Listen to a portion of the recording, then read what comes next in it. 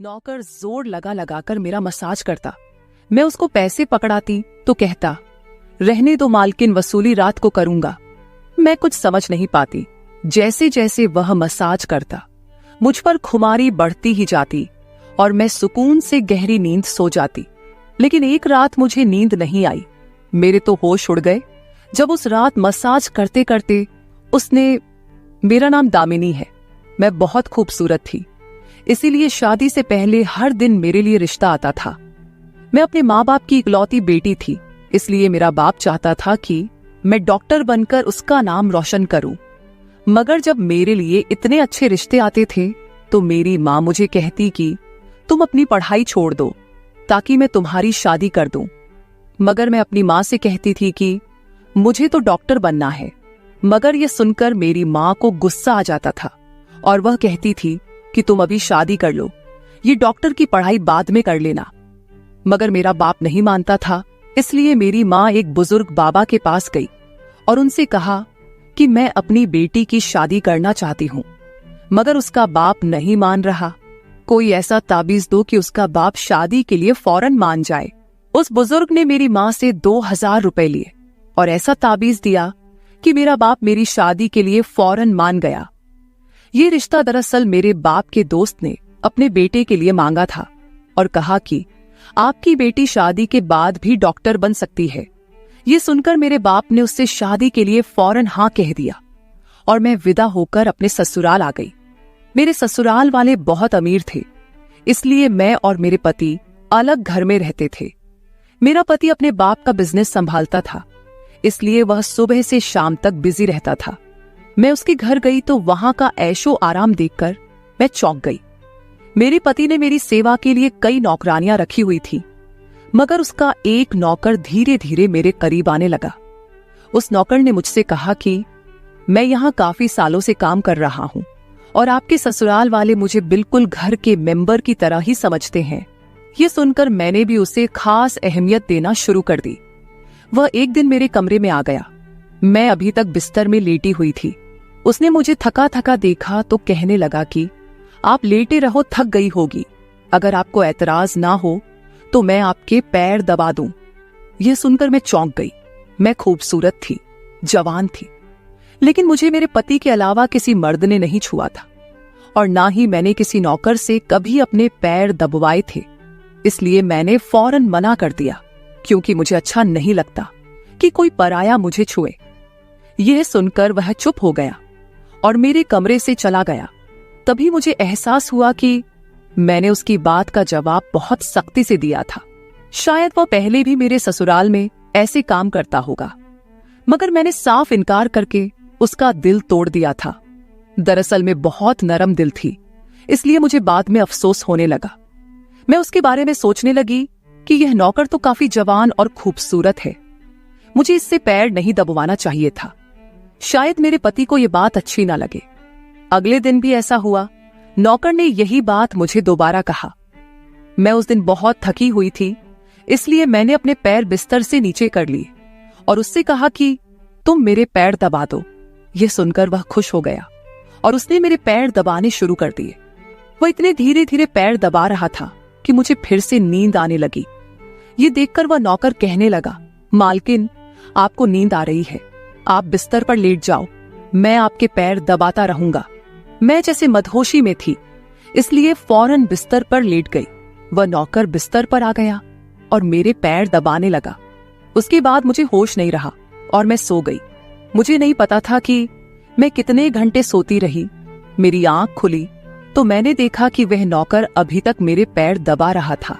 ये देखकर मुझे उस पर तरस आ गया और मैंने हाथ बढ़ाकर अपना पर्स खोली और कुछ नोट निकाले और उस नौकर के हाथ में रख दिए।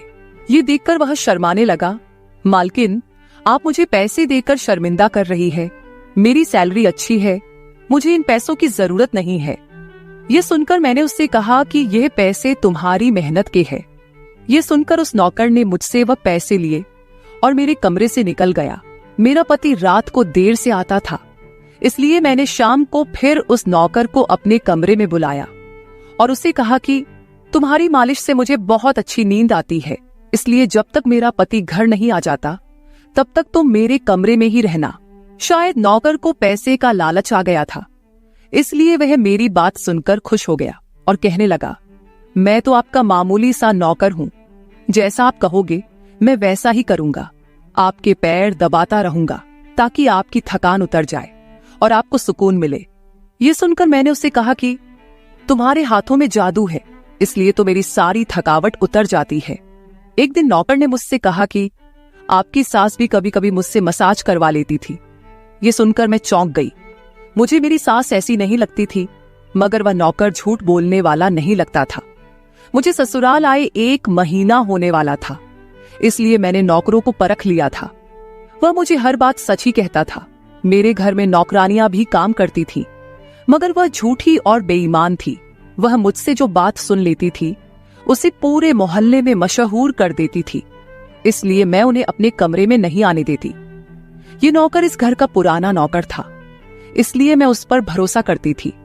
नौकर भी मेरे कमरे में आता था, मगर अपनी नजरें झुकाकर रखता था। वह मेरे जिस्म को हाथ लगाता, मगर उसकी नीयत खराब ना थी। ऐसा हर रात होता था। एक दिन मैंने अपने पति से कहा कि जब से हमारी शादी हुई है हम कहीं घूमने फिरने नहीं गए। यह सुनकर मेरे पति ने कहा कि जब से हमारी शादी हुई है तुम भी तो हर वक्त नींद में रहती हो। मैं रात को घर आता हूं तो तुम गहरी नींद में होती हो। दिन को मेरे पास वक्त नहीं होता और रात को मेरे घर आने से पहले तुम सो जाती हो। यह सुनकर मैं अपने दिल में सोचने लगी कि यह सब नौकर की मालिश की वजह से हो रहा था। मेरे पति की शिकायत सही थी। मुझे रोज रात को अपने पति के लिए जागना चाहिए था। उस दिन मैंने फैसला किया कि आज रात जब नौकर मुझे मालिश के लिए कहेगा तो मैं इनकार करूंगी, ताकि मुझे नींद ना आए और मैं अपने पति के आने तक जागती रहूं। शाम हुई तो मैंने नहाकर खुद को खूब तैयार किया और दुल्हन बनकर बिस्तर पर बैठ गई। नौकर मेरे कमरे में आया तो उसने मुझे मालिश के लिए पूछा, मगर मैंने साफ इनकार कर दिया। मेरी बात सुनकर वह कुछ उदास हो गया और वापस चला गया। कुछ देर बाद नौकर मेरे कमरे में आया तो उसके हाथ में दूध का गिलास था। मैंने खाना नहीं खाया था, इसलिए फौरन दूध पी ली और अपने पति का इंतजार करने लगी, मगर मुझे नींद आ गई और मैं सो गई। सुबह में जागी तो नौकर फौरन मेरे कमरे में आया और कहने लगा, मालकिन आपके लिए नाश्ता लेकर आऊं। ये सुनकर मैंने अपने पति के बिस्तर की तरफ देखा, वह खाली था। ये देखकर नौकर कहने लगा, मालिक को जरूरी काम था, वह नाश्ता करके चले गए। ये सुनकर मेरा मूड खराब हो गया। मैं रात भर उसका इंतजार करती रही, मगर वह सुबह होते ही ऑफिस चला गया। मैंने नौकर से कहा कि मेरे लिए चाय ले आओ। नौकर कमरे से बाहर निकल गया। तभी मैंने अपने जिस्म की तरफ देखा तो चौंक गई। रात को मैंने दुल्हन का कपड़ा पहना हुआ था, मगर अब मेरे जिस्म पर कोई और कपड़े थे। मगर मैंने अभी जेवरात पहने हुए थे। मेरा सर भारी होने लगा। मुझे यह सोचकर चक्कर आने लगे कि रात को मेरे साथ क्या हुआ था और मेरे कमरे में कौन था और उसने मेरे साथ क्या किया था। मगर मुझे कुछ याद ना आया। मेरा दिल घबराने लगा और मैंने अपना सर पकड़ लिया। मेरा पूरा जिस्म दर्द कर रहा था, इसलिए नौकर चाय लेकर आया तो मैंने उससे कहा कि मेरा जिस्म दबा दो। यह सुनकर वह बिस्तर पर आ गया और मुझे दबाने लगा। उस दिन मैं देर तक बिस्तर पर पड़ी रही। उस दिन मेरे पति अचानक घर आ गए। मैंने उसे देखा तो उस पर बरस पड़ी। मैं रात को तुम्हारे लिए दुल्हन बनकर जागती रही, मगर तुम नहीं आए। ये सुनकर मेरे पति कहने लगे, मैं रात को कमरे में आया तो तुम गहरी नींद में थी, इसलिए मैंने तुम्हें नहीं जगाया। ये सुनकर मैं चौंक गई, मगर मेरे कपड़े किसने बदली किए और नींद पूरी होने के बावजूद मेरा जिस्म क्यों दर्द कर रहा है। मैं उलझ गई थी। मेरे पति कहने लगे, अच्छा ठीक है, मूड खराब करने की जरूरत नहीं है। मुझे आज रात एक काम के सिलसिले में बाहर जाना है, इसलिए देर हो जाएगी, मगर अभी मेरे पास 3-4 घंटा फ्री है। अगर तुम कहो तो हम अभी कहीं बाहर जा सकते हैं। ये सुनकर मेरा मूड खुद ब खुद ठीक हो गया और मैं सारी रात वाली बातों को भूलकर खुश हो गई। शादी के बाद यह पहला मौका था कि मैं अपने पति के साथ कहीं बाहर जा रही थी। मैं जल्दी जल्दी तैयार होने लगी, जबकि मेरा पति गाड़ी में बैठकर मेरा इंतजार करने लगा। उस वक्त नौकर मेरे कमरे में आ गया और मुझसे पूछा, मालकिन आप कहीं जा रही है क्या? ये सुनकर मैंने उससे कहा कि हाँ, मगर तुम क्यों पूछ रहे हो? ये सुनकर नौकर कहने लगा, मैं आपका नौकर हूं, मगर आपको यही सलाह दूंगा कि आप बाहर नहीं जाओ, क्योंकि आपका जिस्म थक जाएगा। ये सुनकर मुझे गुस्सा आ गया और मैंने उससे कहा कि तुम मेरे नौकर हो, मेरे पति बनने की कोशिश मत करो। ये कहकर मैं बाहर चली गई। न जाने मुझे किस बात पर गुस्सा आ गया था। मैंने उस नौकर को खूब खरी खरी सुना दी। वह भी अपनी औकात जान गया था। तभी तो मैं जब घर आई तो वह मेरे सामने नहीं आया। मेरे पति मुझे गेट पर उतारकर वापस बाहर जा चुके थे। जबकि मैं अंदर आई तो मेरा सारा जिस्म बुरी तरह दुख रहा था। शायद मेरे जिस्म को मालिश की आदत हो गई थी। तभी तो रात होते ही वह मालिश के लिए तड़पने लगता था। लेकिन मैंने उस नौकर को नाराज कर दिया था, इसलिए आज वह मेरी मालिश करने नहीं आया। मगर मुझे उसकी जरूरत थी, इसलिए मैंने एक नौकरानी को बुलाया और उस नौकर को बुलाने को कहा। थोड़ी देर गुजरी थी कि वह नौकर मेरे कमरे में आ गया, मेरे बिस्तर पर बैठ गया और चुपचाप मेरे पैरों को दबाने लगा। यह देखकर मुझे शर्मिंदगी हुई। मैंने उसे इतना बुरा भला कहा, मगर उसने मेरी बात को बिल्कुल बुरा नहीं माना। मैंने उसे चुप देखा तो कहने लगी, मुझे उस वक्त पता नहीं क्या हो गया था, इसलिए मैंने तुम्हें खरी खरी सुनाई। मैं इतने दिनों के बाद अपने पति के साथ कहीं बाहर जा रही थी, इसलिए मुझे तुम्हारा टोकना अच्छा नहीं लगा, इसीलिए मुझे माफ कर दो। मैं उसकी मालकिन थी और उसे इस काम के पैसे देती थी, मगर अब भी मुझ में इंसानियत जिंदा थी, इसलिए मैंने मालिक होकर भी नौकर से माफी मांग ली। क्योंकि वह भले ही नौकर था, मगर वह एक इंसान भी तो था। मेरी बात सुनकर वह नौकर कहने लगा, मैं आपका नौकर हूं, इस काम के लिए मैं आपसे सैलरी लेता हूं, इसलिए आपको हक है, आप जो चाहे मुझे कह दे। ये सुनकर मैं चुप हो गई, मगर मैंने सोच लिया था कि आइंदा इससे ऐसा कुछ नहीं कहूंगी। वह उस रात देर तक मेरी मालिश करता रहा और फिर मुझे नींद आ गई। मुझे नहीं पता था कि नौकर मेरे कमरे से कब निकला और कब मेरे पति घर पर आए। मैं सुबह उठी तो मेरा पति बाथरूम में था और बाहर जाने के लिए तैयार हो रहा था। मैं उसे हैरानी से देखने लगी। पता नहीं आजकल मुझे क्या हो रहा था। नौकर की मालिश से मुझे इतनी गहरी नींद आती कि मुझे किसी बात का होश ना रहता था। मुझे इस बात का भी पता नहीं चलता था कि मेरा पति कब कमरे में आता था। मैं सोचने लगी कि इस नौकर की मालिश में ऐसा क्या जादू था कि वह मेरे पति के आने से पहले ही मेरी मालिश करता, तो मैं अचानक गहरी नींद में सो जाती थी। सुबह जब मैं उठती तो मेरा सर भारी महसूस होता और मैं चलने फिरने के काबिल नहीं रहती। मगर यह बात मैंने अपने पति को नहीं बताई, क्योंकि मैं नहीं चाहती थी कि ये बात मेरे पति को पता चले कि मैं उस नौकर से मसाज करवाती थी। एक दिन मेरा पति दिन के वक्त घर पर ही रहा। मैंने नौकर से घर के सारे काम करवाए, अपने कमरे में नहीं आने दिया। नौकर भी घर के सारे काम करता रहा और मसाज वाली बात किसी के सामने अपने मुंह से नहीं निकाली। मैं भी चाहती थी कि यह बात किसी को पता ना चले। इस दौरान जब मेरा पति घर से बाहर जाता था, मैं उस नौकर को कमरे में बुला लेती थी। मगर एक दिन मेरा पति अचानक ही घर आ गया और मैं कमरे में थी। यह देखकर मैं बहुत घबरा गई और सोचा कि पति के आने से पहले नौकर को भगा दूं। मगर यह नौकर भी बड़ा समझदार था। मेरे पति के आने से पहले दूसरे काम पर लग गया और मेरे पति को कुछ पता नहीं चला।